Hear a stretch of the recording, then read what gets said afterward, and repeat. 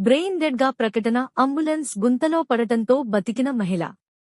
వైద్యులు ఒకటి నిర్ధారిస్తే భగవంతుడు మరొకటి ఆదేశిస్తాడనడానికి ఈ వార్త ఒక ఉదాహరణ. లక్నో, ఒక మహిళ బ్రెయిన్ డెడ్ అయినట్లు ప్రైవేట్ ఆసుపత్రి ప్రకటించింది. కుటుంబ సభ్యులు అంబులెన్స్లో ఇంటికి తరలిస్తుండగా మార్గమధ్యలో గుంతలో పడటంతో భారీ కుదుపులకు గురైంది.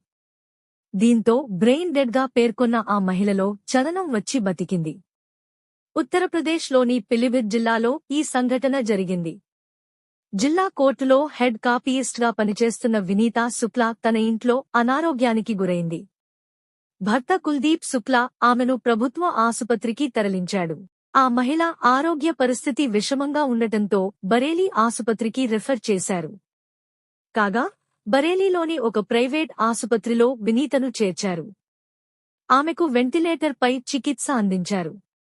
ఆ తర్వాత వినీత బ్రెయిన్ డెడ్ అయ్యిందని డాక్టర్లు తెలిపారు. ఇంటికి తీసుకెళ్లాలని కుటుంబానికి సలహా ఇచ్చారు. ఈ సమాచారం తెలుసుకున్న కుటుంబ సభ్యులు, బంధువులు అంత్యక్రియల కోసం ఇంటి వద్ద ఏర్పాట్లలో మునిగిపోయారు. మరోవైపు బ్రెయిన్ డెడ్ గా పేర్కొన్న భార్య వినీతను భర్త కుల్దీప్ శుక్లా అంబులెన్స్లో పిలిభిత్లోని ఇంటికి తరలిస్తున్నాడు.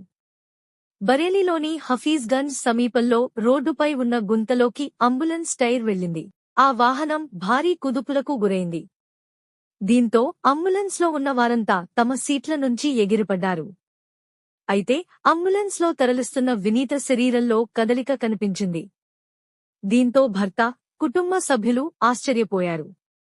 వెంటనే పిలిభిత్లోని ఒక ప్రైవేట్ ఆసుపత్రికి ఆమెను తీసుకెళ్లారు. కాగా వినీత పాము కాటు వల్ల అనారోగ్యం, బ్రెయిన్ డెడ్ గా చెందినట్లు అక్కడి డాక్టర్లు అనుమానించారు. విష విరుగుడుకు చికిత్స అందించగా ఆమె క్రమంగా కోలుకున్నది. ఆరోగ్యం మెరుగుపడటంతో వినీతను ఇంటికి తీసుకెళ్లారు. లక్నోలోని న్యూరాలజీ నిపుణులకు కూడా చూపించారు. ఆ తర్వాత వినీత పూర్తిగా కోలుకున్నట్లు కుటుంబ సభ్యులు వెల్లడించారు. అయితే బ్రెయిన్ డెడ్ గా పేర్కొన్న ఆ మహిళ అంబులెన్స్ కుదుపు వల్ల తిరిగి బతికినట్లు తెలిసి అంతా ఆశ్చర్యపోయారు.